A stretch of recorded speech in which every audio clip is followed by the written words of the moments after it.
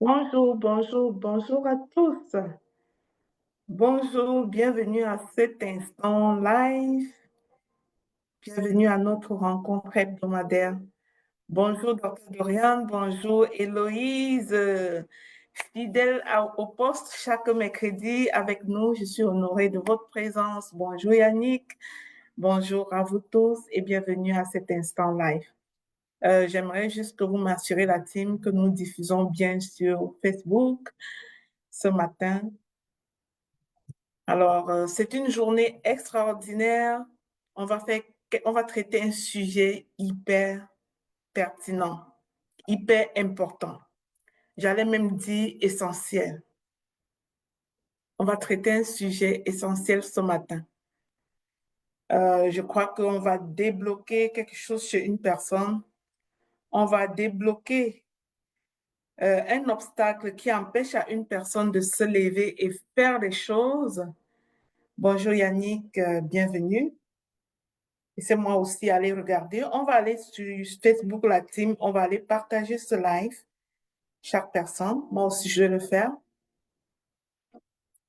On va s'assurer que ce soit diffusé au plus grand nombre des personnes de notre communauté. D'accord?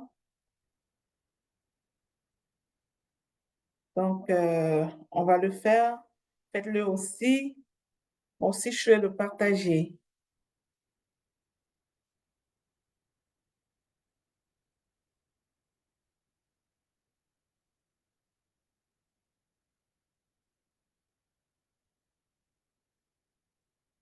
Soyons généreux, envoyons ce live à la plupart des personnes. Évite cette erreur et deviens plus productive. Évite cette erreur et deviens plus productive. C'est le thème que nous allons explorer ce matin. Ce thème-là n'est qu'un parapluie. Vous allez voir tout ce que ça cache.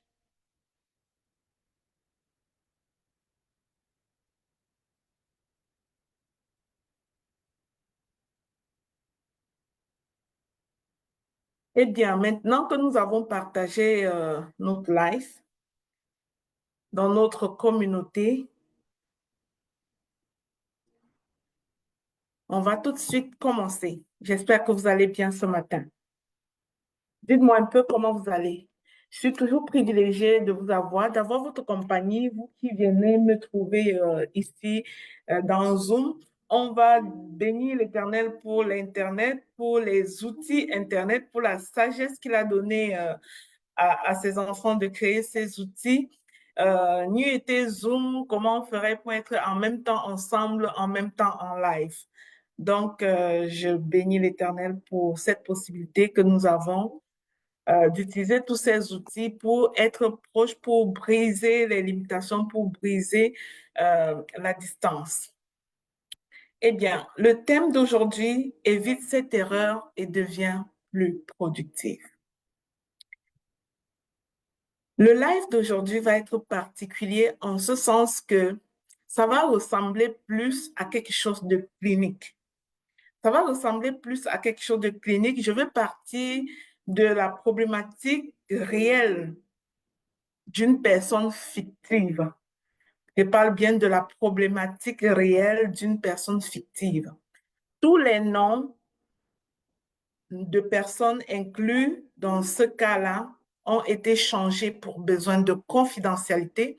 Vous savez que j'ai l'obligation de garder confidentielles les informations personnelles des personnes qui me consultent.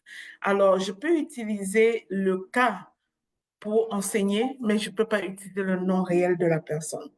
Donc, tout nom qui sera évoqué ici sera un nom fictif associé à un cas réel pour vous amener à vous visualiser, à créer un effet miroir chez quiconque a de la difficulté à être productif.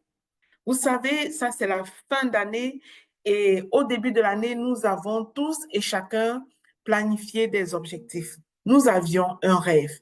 En janvier 2024, nous avions un rêve.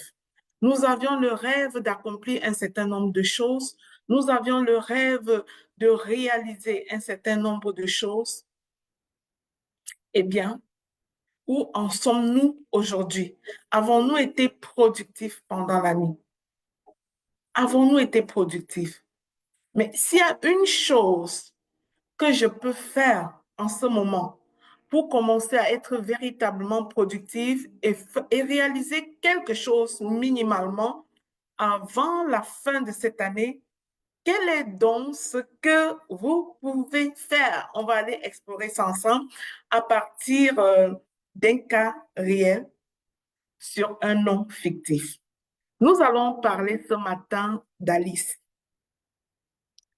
Alice est une jeune dame à la quarantaine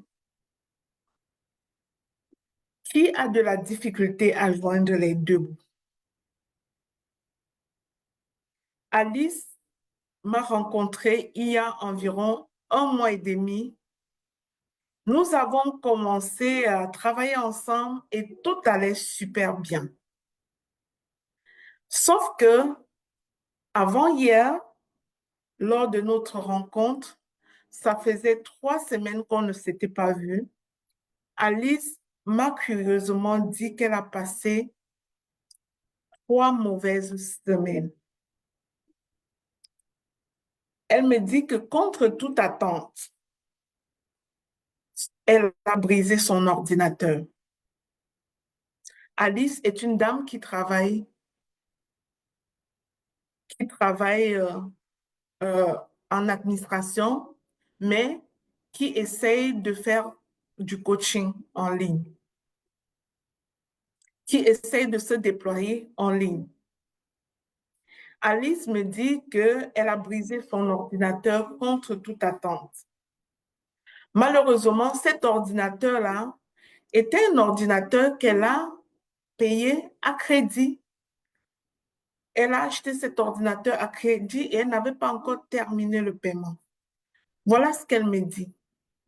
Je me sens découragée depuis les 3 dernières semaines. Je n'ai plus d'énergie. Je suis tellement angoissée et du coup, j'ai commis des erreurs d'inattention au bureau dans les dossiers des clients. En ce moment, je passe au conseil de discipline pour mes erreurs. Je suis en colère. Et finalement, toutes mes tâches deviennent comme un fardeau, comme une montagne à mes yeux. J'ai la migraine depuis 3 semaines. Je ne parviens pas à dormir. Du coup, je suis allée consulter mon médecin de famille et il a posé le diagnostic de dépression. Alice me dit, je suis démobilisée complètement. Je n'ai rien pu faire, ni au bureau, ni dans mon entreprise personnelle. Je suis devenue très aigrie à la maison. J'ai les nerfs à fleur de peau et je réalise que je crie sur mes enfants. En plus, je suis allée au centre commercial et puisque j'étais tellement découragée en reculant ma voiture sur un coup de colère, j'ai heurté la voiture de quelqu'un d'autre. Voici l'histoire de Alice. On va aller explorer les différents problèmes qu'il y a dans l'histoire de Alice. Ce que je veux vous faire observer, c'est sa démobilisation, son incapacité à avancer. D'accord? Et on va aller voir la cause. Pourquoi est-ce que Alice est incapable d'avancer? Et je crois que c'est ce qui arrive à la plupart des personnes, d'avoir un déclencheur, ce qu'on appelle un déclencheur, un problème initial, prendre exactement la mauvaise décision et se retrouver dans un chaos total. Moi, ce que je veux vous apporter aujourd'hui, c'est un peu de sagesse pour prendre exactement la bonne voie lorsque vous êtes en face d'un déclencheur? Eh bien, si vous regardez avec moi, vous verrez que le problème, l'unique problème qu'Alice avait eu au départ, c'est qu'elle a brisé son ordinateur. Et face à ce problème, je vais vous montrer deux avenues différentes. Ton problème peut être juste que quelqu'un t'a mal parlé. Ça peut être ça ton déclencheur. Ton problème peut être juste que ton patron t'a donné plus de tâches qu'il n'en faut. Et c'est ça ton déclencheur. Ton problème peut être juste que ton mari commence à avoir un comportement inadéquat à ton égard. Et c'est ça ton déclencheur. Ton problème peut être tout simplement que toi-même, tu as commis une erreur, comme dans le cas d'Alice, tu as une conséquence d'une erreur que tu as commise et c'est ça ton déclencheur. Mais je voudrais vous montrer deux avenues possibles. La première avenue que je vais te montrer, c'est comment être un créateur de solutions plutôt qu'un multiplicateur de problèmes. Comment être un créateur de solutions plutôt qu'un multiplicateur de problèmes tout en faisant usage de ton intelligence émotionnelle. Est-ce que c'est clair jusqu'ici, la team? Comment être un créateur de solutions plutôt qu'un multiplicateur de problèmes tout en faisant usage de ton intelligence émotionnelle. Observons le cas d'Alice. Alice a brisé son ordinateur. Nous sommes tous d'accord que si elle a besoin de son ordinateur pour accomplir quelques travaux que ce soit, alors elle a un problème. Elle a brisé son ordinateur. Personne ne peut nier qu'Alice a un problème. Elle a véritablement un problème. Elle a brisé son ordinateur. Si on s'amuse maintenant à jouer le jeu d'Alice, Alice a brisé son ordinateur. Elle a commis l'erreur elle-même de briser son ordinateur. La première erreur qu'Alice a faite, le mauvais chemin, la partie où Alice a commencé à prendre le mauvais chemin, c'est quand elle s'est laissée aller à la culpabilité. J'ai brisé mon ordinateur. Mon ordinateur est d'ailleurs à crédit. Je n'ai même pas fini de payer de l'argent là-dessus. Alice s'est laissée aller à l'angoisse. Elle est entrée dans une colère contre elle, contre le fait qu'elle a brisé son ordinateur. Du coup, Alice s'est engagée dans l'art de multiplication des problèmes. Puisque elle a brisé son ordinateur et au niveau de son intelligence émotionnelle, elle n'a pas su s'y prendre. Alors, elle a embarqué dans la culpabilité, dans la colère. Observez ce qui est arrivé. Elle dit, je me sens découragée et je n'ai plus d'énergie. Je suis tellement angoissée.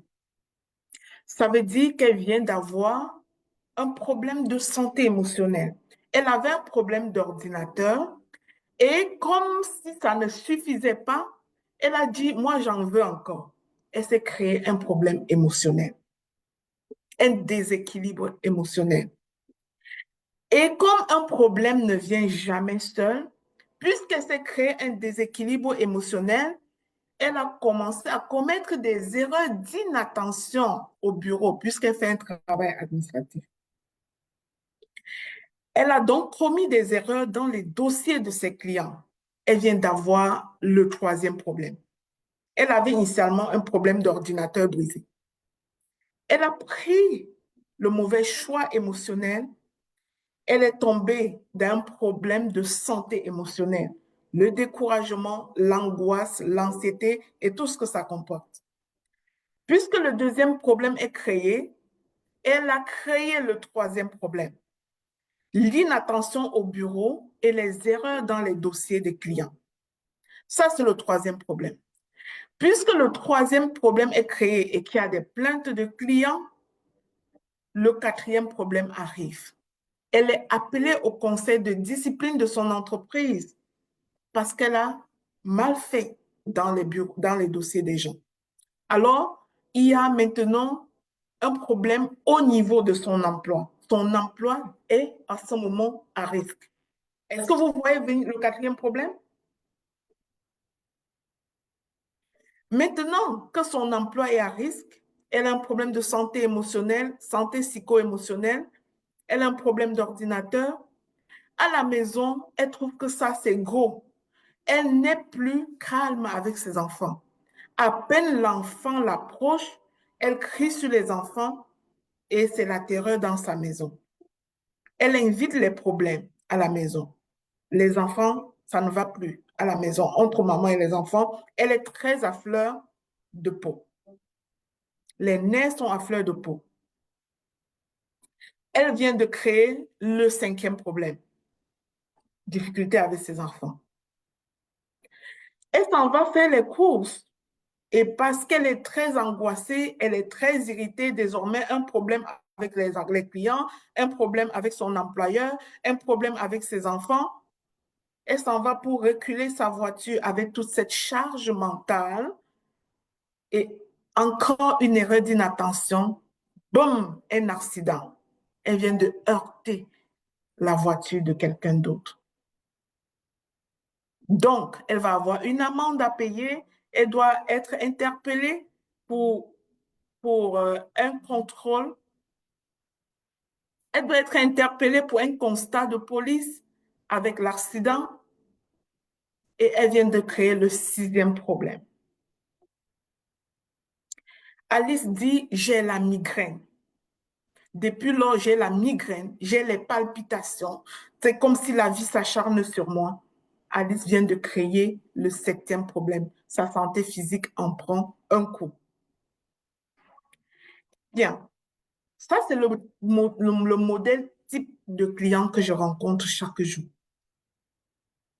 Et je voudrais que vous observez à quel point un être humain, à cause d'un problème d'intelligence émotionnelle, peut devenir un multiplicateur de problèmes plutôt qu'un créateur de solutions.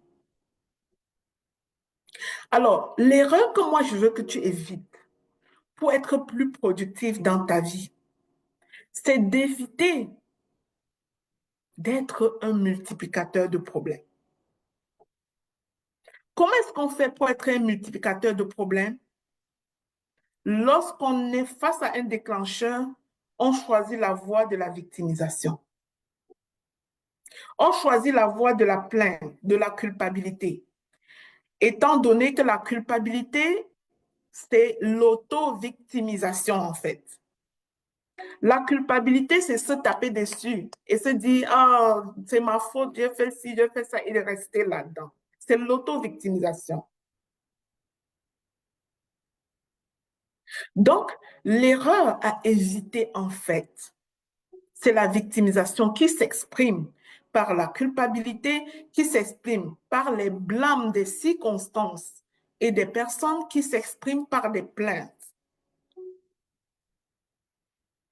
qui s'expriment par les pleurs, l'angoisse et qui génèrent des conséquences telles que l'angoisse, l'anxiété, le burn-out, la dépression et autres. Derrière chaque dépression se cache un déclencheur qui est tellement petit.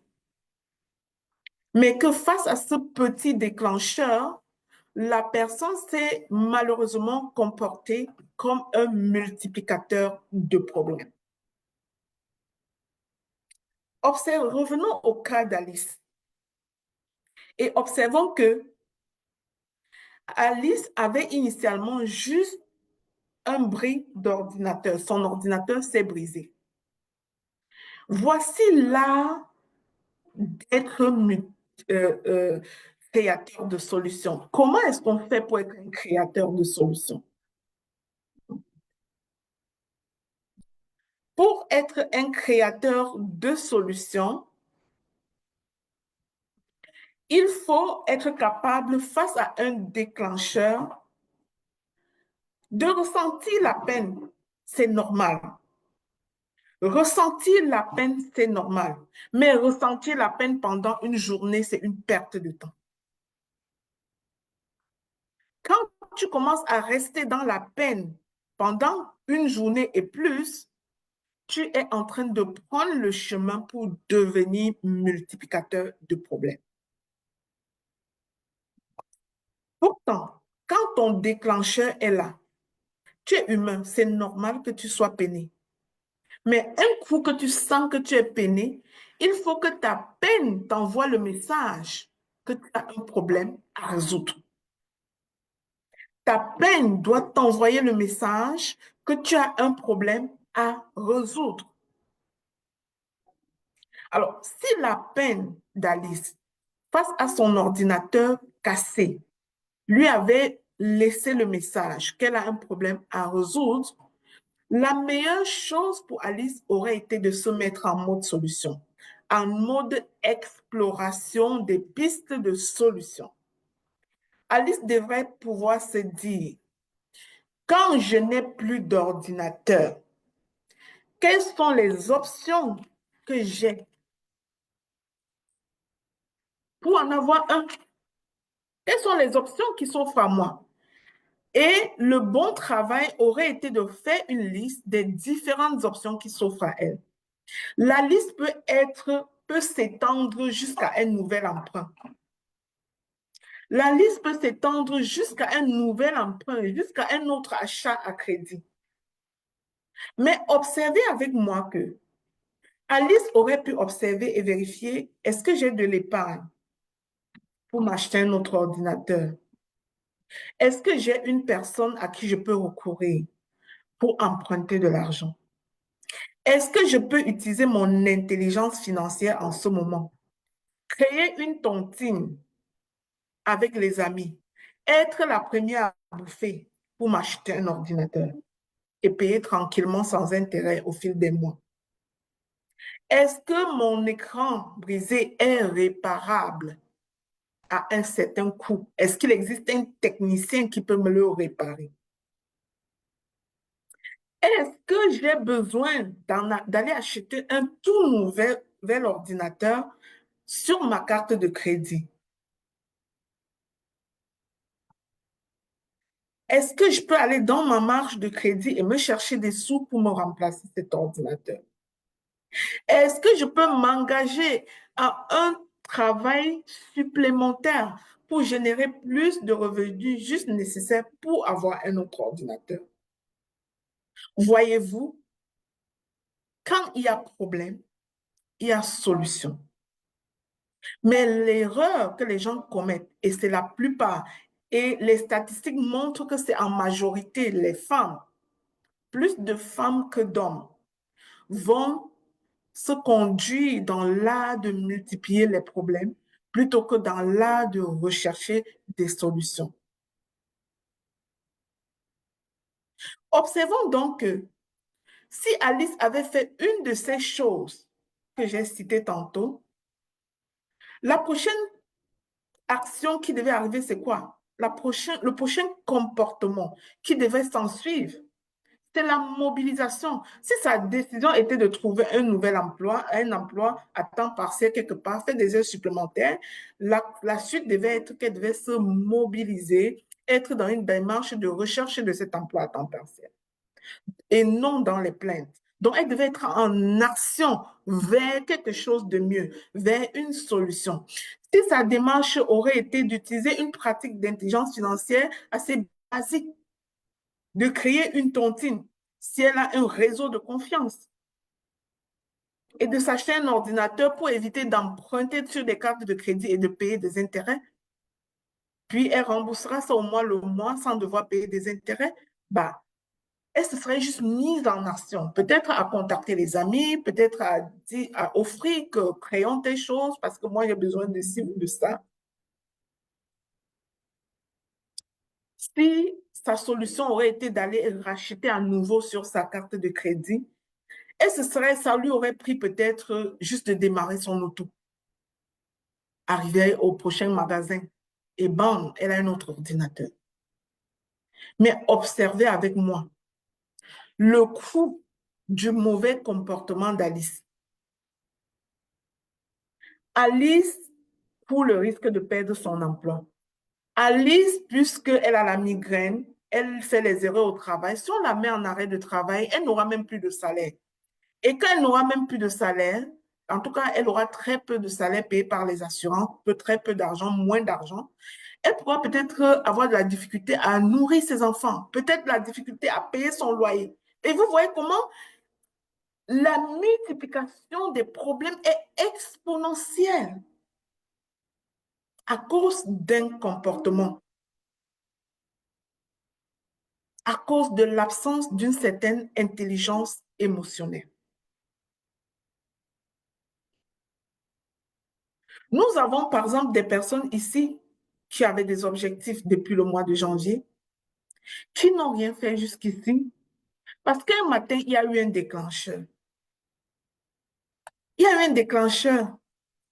Elles ont juste pris le mauvais chemin. Elles ont juste embarqué dans la stratégie de multiplication de problèmes plutôt que dans la stratégie de recherche de solutions comme telle. Chaque fois que tu es face à un déclencheur émotionnel, et c'est quoi un déclencheur émotionnel? C'est toute situation, toute circonstance qui te fait te sentir mal émotionnellement. Lorsque tu te sens mal émotionnellement soudain face à une situation, c'est une interpellation à résoudre un problème. C'est une interpellation à résoudre un problème. Première étape, clarifier quel est le problème à résoudre. La première étape, clarifier quel est le problème à résoudre. Écouter cette émotion-là que tu ressens et clarifier quel est le problème que je suis appelé à résoudre. Deuxième étape, prendre un document, un cahier, et faire l'exercice lorsqu'on a ce genre de problème. Qu'est-ce qu'on est appelé à faire? Quelles sont les différentes solutions? Quelles sont les différentes options qui s'offrent à moi lorsque j'ai ce genre de problème? Quand on aura fait cette liste, troisième étape, choisis exactement la solution qui me convient le mieux. Choisis la solution la moins difficile pour moi. Quatrième étape, passer à l'action. Je ne sais pas si vous avez bien compris la stratégie. Lorsque je suis en face d'un déclencheur émotionnel, c'est-à-dire quelque chose qui s'est passé et je me sens tout à coup mal émotionnellement, en colère, frustrée ou quoi que ce soit, c'est une interpellation à résoudre un problème. Alors, j'ai un devoir. Étape 1, clarifier quel est le problème à résoudre. Lorsque j'aurai la clarté sur le problème à résoudre, prendre un papier, crayon, faire la liste de ce que je peux faire, de ce qu'il est possible de faire face à ce type de problème. Troisième étape, choisir parmi ce que j'ai mis par écrit là, choisir l'option qui me semble plus accessible pour moi. Quatrième étape, passer à l'action. Observez avec moi que si Alice avait fait ça, elle serait restée avec un seul problème. Elle a eu un problème d'ordinateur. Elle s'est laissée aller émotionnellement. Elle a eu complètement la dépression.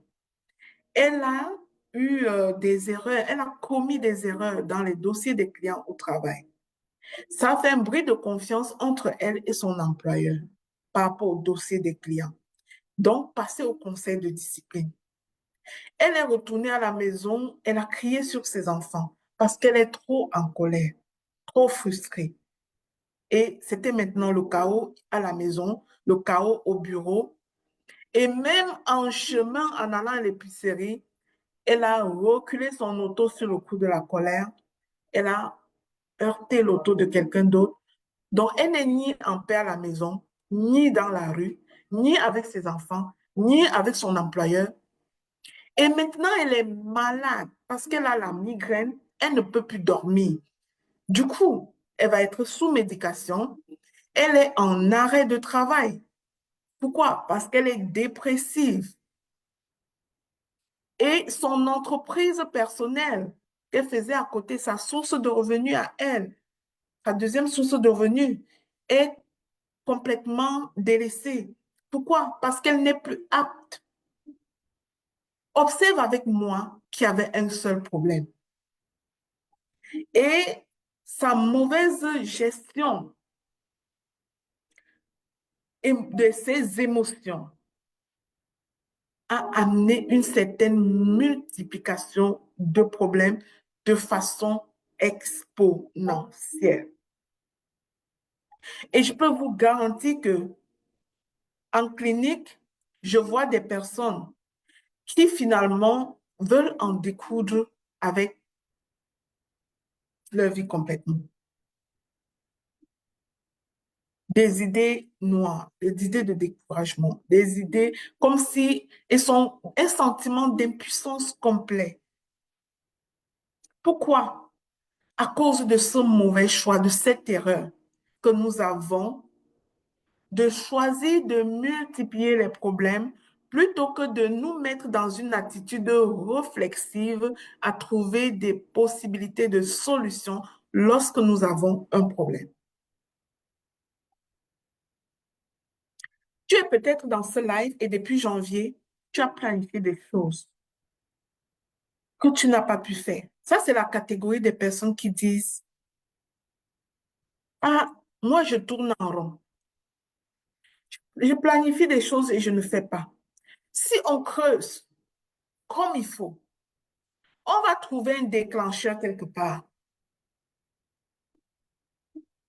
qui a déployé la roue, le cercle vicieux. Le cercle vicieux. Et soudain, croyez-vous qu'Alice, dans cette attitude-là, est en train d'assumer ses obligations au quotidien?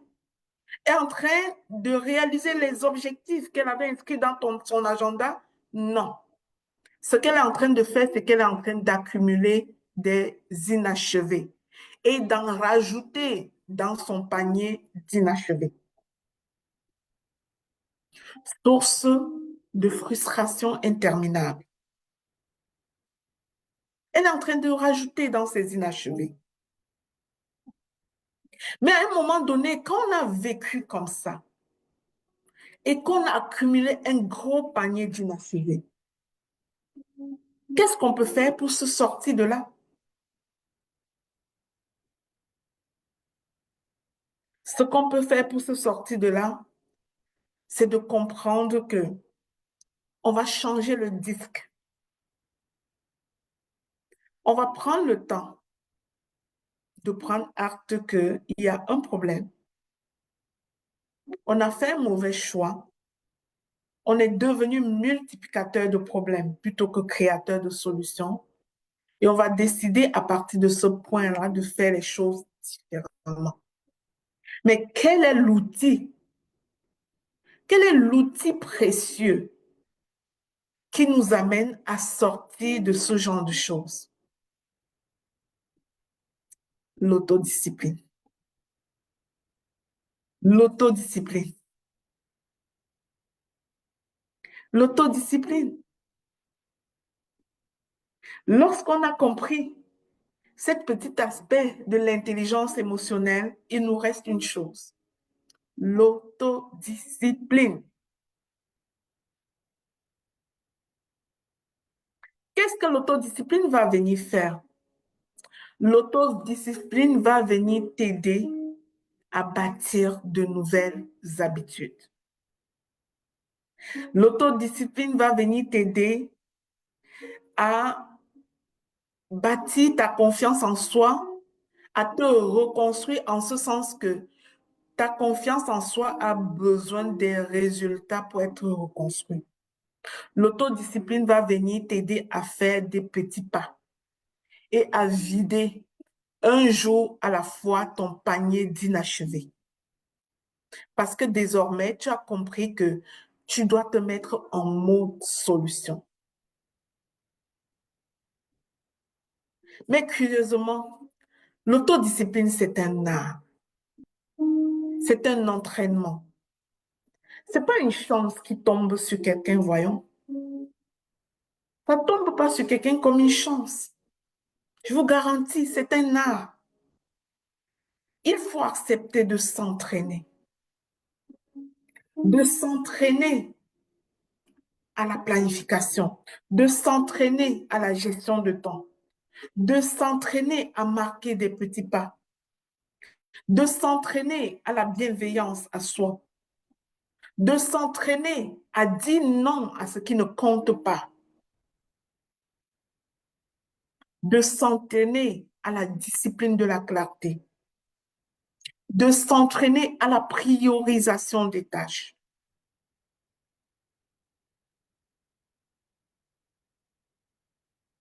de s'entraîner au pardon à soi. Vous voyez comme moi que Alice, dans son cas, ne s'est jamais pardonné d'avoir brisé son ordinateur.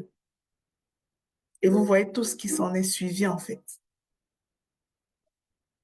Donc, quand on dit victimisation, là, ce n'est pas seulement victimisation en se plaignant des autres. Dans le cas d'Alice, initialement, elle se plaint d'elle-même. Et c'est tellement subtil. Et nous devons faire attention à ça.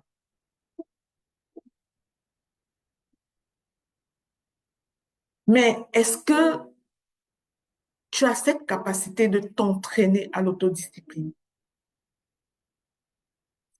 La nouvelle que je vous annonçais, c'est que très souvent, quand on est vraiment broc, on a besoin d'un coup de pouce pour repartir la roue. On a besoin d'un entraîneur pour redémarrer la roue. Voilà pourquoi je me présente à vous comme entraîneur à l'autodiscipline. Vous le savez à quel point la notion d'autodiscipline en leadership me passionne. Les résultats dans ma propre vie sont tout simplement visibles par tous ceux qui me côtoient et ceux qui se sont déjà fait entraîner. J'ai dans l'entreprise 2 programmes qui se passent actuellement. Un est planifié pour le mois de décembre pour booster ta discipline et ta productivité. Le nom du programme est appelé le programme Vision Board. Oui, parce qu'on ne peut aller nulle part sans vision, en fait. Mais le but de ce programme-là, c'est de t'aider à booster ta discipline, à booster ta productivité. Peu importe les circonstances dans lesquelles tu te trouves, même si tu te trouves dans le cas d'Alice. Supposons que tu es Alice ce matin et que tu ne sais plus à quel sens se vouer parce que tu as laissé débouler toute une liste de problèmes, se multiplier les problèmes à partir d'un déclencheur particulier. Je t'invite à mettre un terme à ça, mais je suis là pour t'aider. Cette activité-là, au mois de décembre, je te donne 3 semaines pour revisiter ton cas.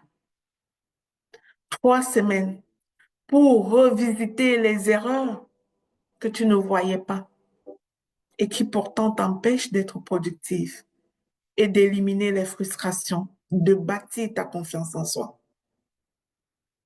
Tu sais, la confiance en soi se bâtit sur les résultats. Plus tu vas marquer des pas, plus ta confiance en soi va grandir. Mais plus tu vas être dans la victimisation comme Alice, plus tu vas multiplier les problèmes. En décembre, on va te faire un travail pas à pas pour éliminer toutes ces erreurs qui nous empêchent d'être productifs. Et je vous dis, ce que j'ai nommé aujourd'hui n'est qu'une erreur. Il y en a plusieurs. On va éliminer toutes ces erreurs. On va mettre la lumière sur toutes ces erreurs et les éliminer une par une, l'une après l'autre. Et on va se donner l'opportunité en 3 semaines de changer complètement de disque et de passer à un autre niveau de productivité pour l'année 2025. À l'occasion, on va faire la planification de l'année 2025. On va pratiquer la discipline de la clarté et planifier concrètement l'année 2025. Des vrais objectifs, pas des vœux, des vrais objectifs. Ceux qui ont participé dans les 2 dernières années à ces ateliers-là de décembre savent que, oui, après, on fait ce qu'on a planifié et on voit les résultats. On va couronner tout ça par l'établissement de votre tableau de visualisation pour parfaire le tout et permettre à chacun de nous, les participants, à pratiquer la visualisation, la loi de l'attraction. Cette activité-là, c'est rien. Quand je te donne tout mon temps au mois de décembre pour faire cette activité, moins cher que le coût d'une heure de consultation dans mon cabinet, alors c'est que je veux vraiment que tout le monde passe à un autre niveau. Donc, je vais t'inviter à marquer intéressé ici si tu veux prendre part à cette activité et mon équipe va avoir le plaisir de te contacter. C'est extraordinaire comme activité, je vous assure. Vous savez que je ne vous partage pas n'importe quoi. Je vous partage du vrai contenu et des vrais outils. Je travaille au cœur de la souffrance des personnes et je sais à quel point, quand on est broke, ça peut être difficile de se relever.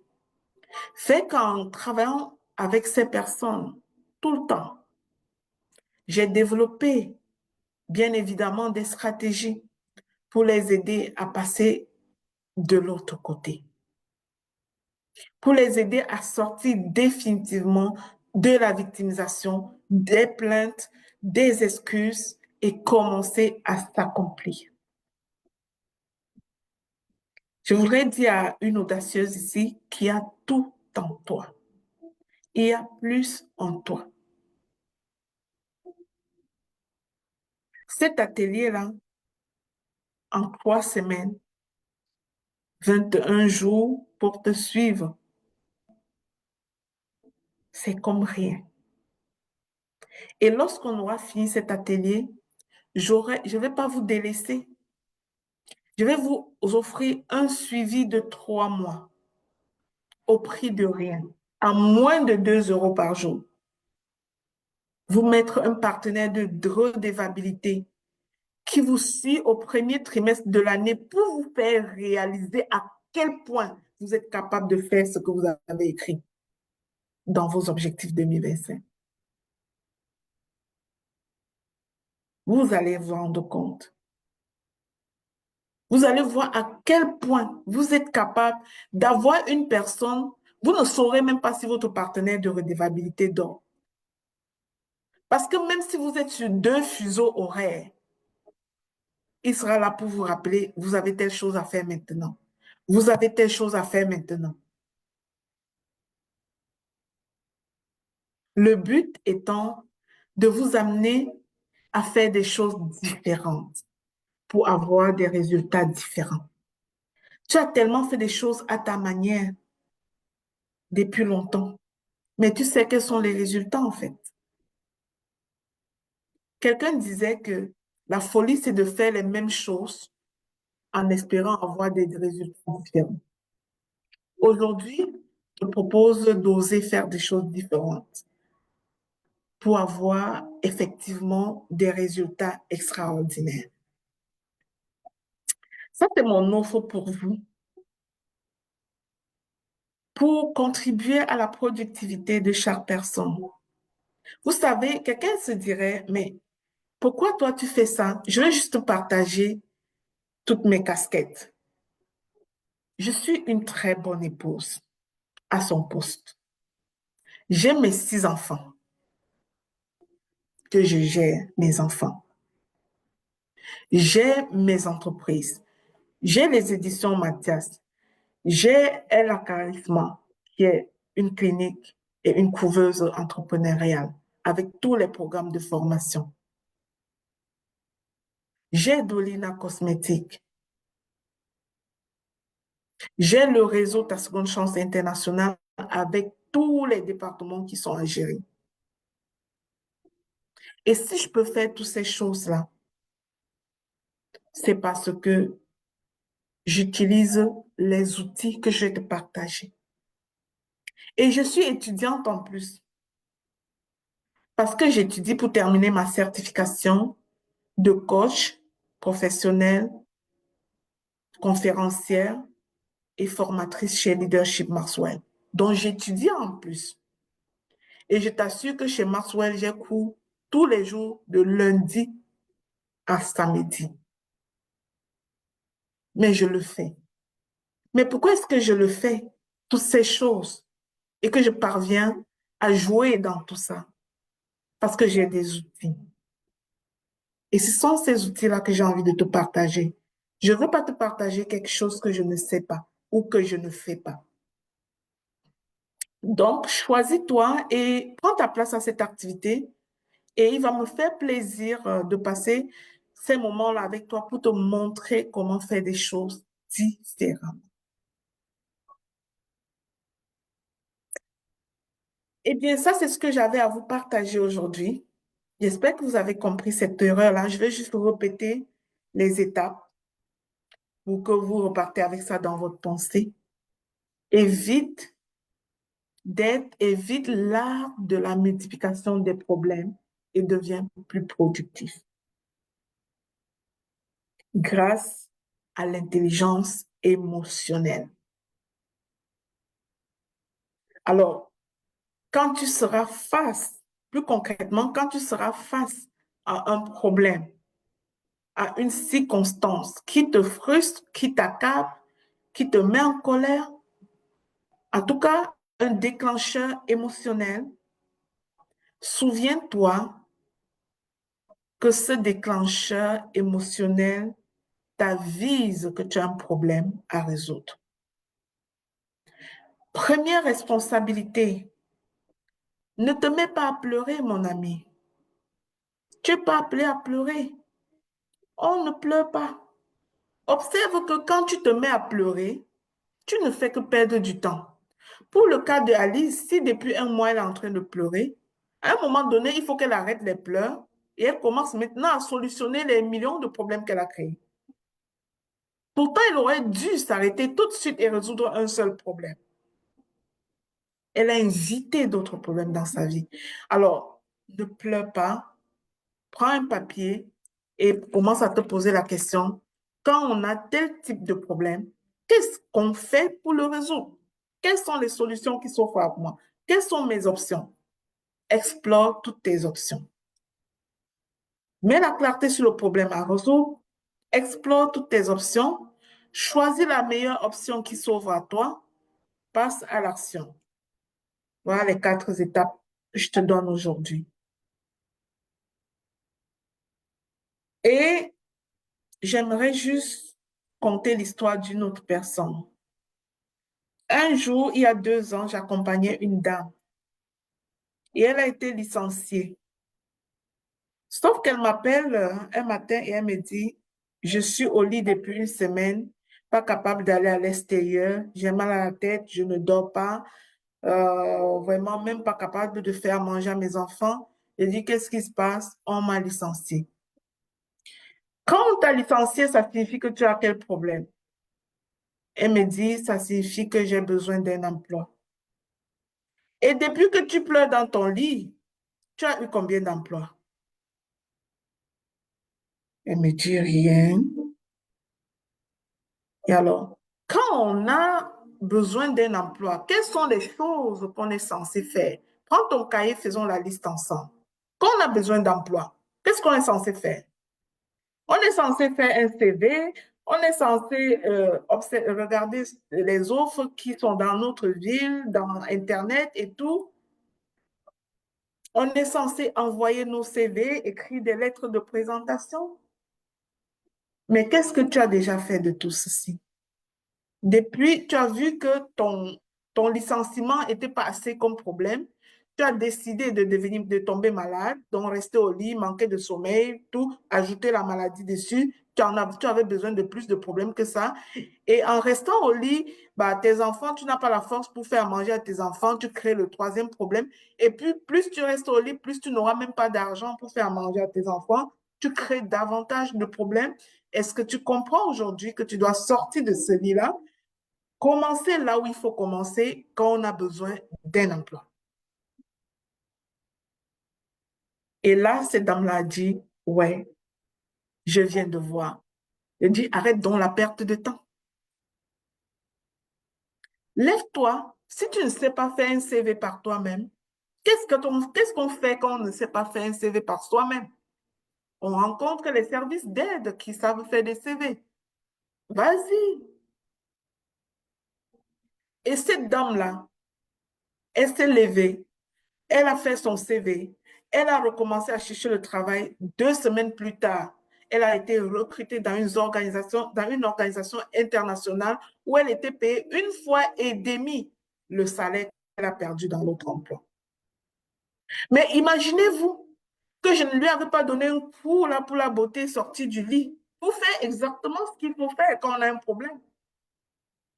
Mon ami, depuis que tu pleures sur ton problème là, tu as déjà eu combien de solutions alors?